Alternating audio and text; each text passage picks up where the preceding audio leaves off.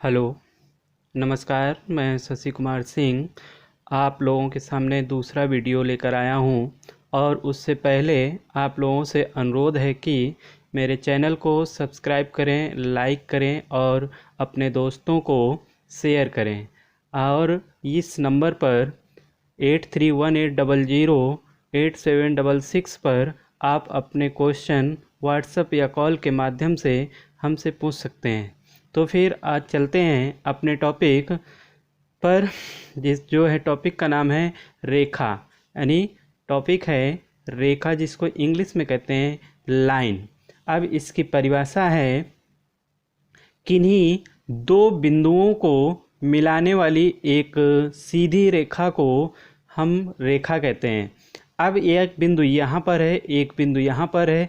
अगर इनको सीधे मिला दिया जाए तो जो एक चित्र प्राप्त होगा उसी को हम क्या कहते हैं, रेखा। अब देखिए, एक बिंदु ये है, एक यहाँ पर है, ये क्या बन गया, एक लाइन हो गया यानी रेखा। एक ऐसे हो गया यहाँ से यहाँ तक। इसकी दिशा नहीं बदलती है, ऐसा ऐसे जाएंगे, सीधे जाएंगे, और ऐसा नहीं है कि यहाँ से यहाँ तक ऐसे घूम जाएं, तो ये एक रेखा नहीं कहलाएगी। द्वितीय परिभाषा एक और है, वह रेखा जो एक बिंदु से दूसरे बिंदु तक बिना बदले जाती है। एक बिंदु से दूसरे बिंदु तक बिना दिशा हुए बदले हुए जाती है, वो सरल रेखा कहलाती है। आगे चलते हैं, देखिए चित्र में आगे है, जब दो बिंदुओं को सीध में मिलाया जाता है। जब दो बिंदु यानी कहीं पर भी दो बिंदु ले लेंगे और उनको सीध में मिलाएंगे ऐसे, तो क्या तब सरल रेखा का निर्माण होता है। अब इस बिंदु एक और देखिए, एग्जाम्पल के तौर पे एक बिंदु यहाँ पर है, एक बिंदु यहाँ पर है, और इसको ऐसे अगर मिलाएंगे तो ये रेखा प्राप्त नहीं होगी, ये कर्व होगा। आगे चलते हैं, देखिए ये एग्जाम्पल है, बिंदु यहाँ से यहाँ तक। जब दो बिंदुओं को सीध में मिलाया जाता है तब सरल रेखा का निर्माण होता है। चलिए, सरल रेखा के नियम आगे क्या है, सरल रेखा के नियम। नंबर 1, इसकी केवल लंबाई होती है, चौड़ाई और मोटाई नहीं होती है। यानी पहला नियम है, इसमें केवल लंबाई होती है, चौड़ाई और मोटाई नहीं होती है। दूसरा पॉइंट है, यह असंख्य बिंदुओं से मिलकर बन सकती है। यानी इस रेखा पर छोटे छोटे छोटे छोटे बहुत से बिंदु होते हैं जिनको हम गिन नहीं सकते हैं, असंख्य बिंदुओं से मिलकर बनी होती है। देखिए A B C D E dot dot इसी तरह। अगला पॉइंट है तीसरा, इस रेखा को प्रदर्शित करने के लिए कम से कम दो बिंदुओं की आवश्यकता होती है। यानी एक रेखा खींचने के लिए कम से कम दो बिंदुओं की आवश्यकता होती है। एक बिंदु यहाँ पर है, एक बिंदु यहाँ पर है, कम से कम दो बिंदु होने चाहिए और अधिकतम असंख्य होते हैं।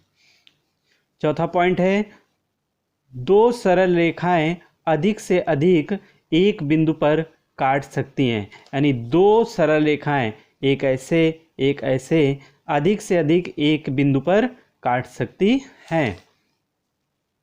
अगले हैं पांचवा पॉइंट, दो बिंदुओं से अधिक एक सरल रेखा गुजर सकती है। यानी दो बिंदुओं से, देखिए एक बिंदु यहाँ पर है, एक बिंदु यहाँ पर है।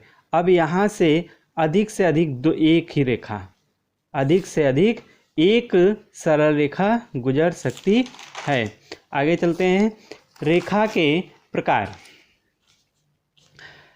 एक रेखा पर प्रत्येक बिंदु रेखा को दो भागों में विभाजित करता है। यानी एक रेखा, एक बिंदु, प्रत्येक बिंदु, अगर एक बिंदु लगाया जाए तो उस रेखा को दो भागों में तोड़ देगा। फिर यहाँ पर एक बिंदु देखा जाए तो इसको भी दो भागों में तोड़ दे रहा है। फिर यहाँ पर एक बिंदु रखें तो इतनी रेखा को दो भागों में तोड़ दे रहा है। तो चार, आगे है, चार प्रकार की रेखा होती है। कितनी प्रकार की? चार प्रकार की। क्षैतिज रेखा, ऊर्ध्वाधर रेखा, लंबवत रेखा, समांतर रेखा। क्या क्या नाम है? क्षैतिज रेखा, समांतर रेखा, ऊर्ध्वाधर रेखा और लंबवत रेखा। तो अब आगे चलते हैं। पहला पॉइंट है क्षैतिज रेखा। वह सीधी रेखा जो किसी गोल पदार्थ के केंद्र से दोनों पृष्ठों पर सीधी गिरती है, क्षैतिज रेखा कहलाती है।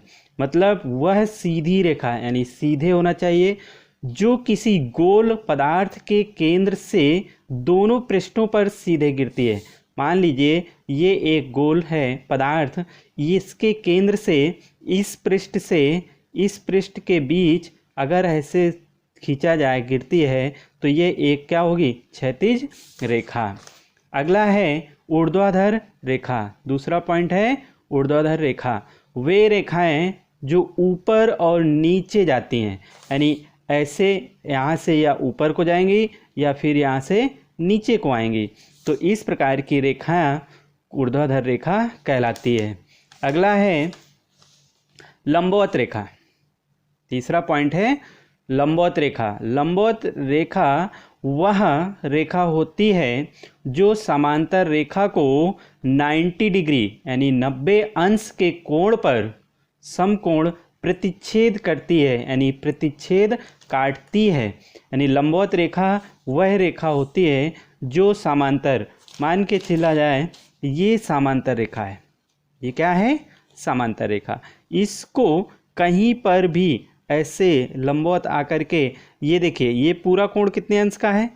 180 अंश का। और इसको लंबवत यानी 90 डिग्री के कोण पर काटेगी तो ये वाली रेखा क्या कहलाएगी? लंबवत रेखा। क्या कहलाएगी? लंबवत रेखा। आगे है समांतर रेखा।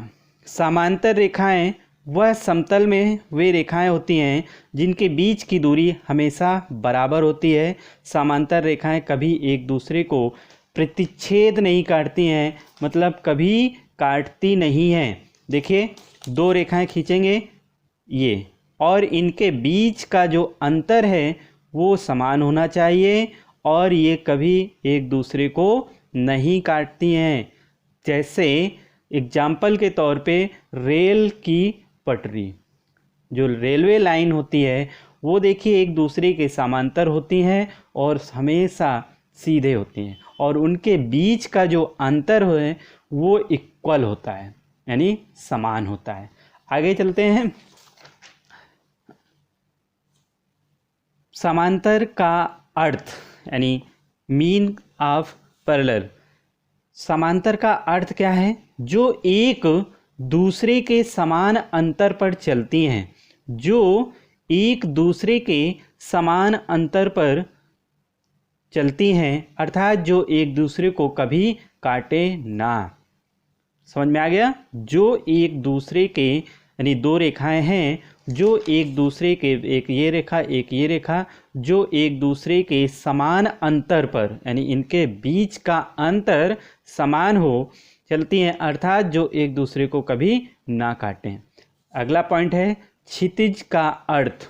जो बहुत दूरी पर आकाश और धरती को जोड़ती हुई नज़र आती हैं, यानी बहुत दूरी पर आकाश और धरती को जोड़ती हुई नजर आती। ऊर्ध्वाधर सीधा ऊंचाई में खड़ा किया हुआ वस्तु या चीज, यानी कोई भी वस्तु, जैसे ये पेन है इसको सीधा खड़ा कर दिए, ये कैसा? ऊर्ध्वाधर हो गया।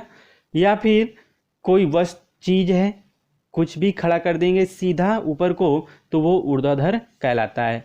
लंबवत, इसका अर्थ होता है सीधा खड़ा होना, यानी सीधे स्ट्रेट खड़ा होना या 90 डिग्री के कोण पर खड़े होना। जैसे ये है, ये समांतर है और इस पे एक पेड़ खड़ा है, तो ये कैसा है? लंबवत है, यानी 90 डिग्री का। तो समझ में आया? अब अगला टॉपिक है नेक्स्ट कोण। नेक्स्ट डे कोण पढ़ाएंगे। धन्यवाद।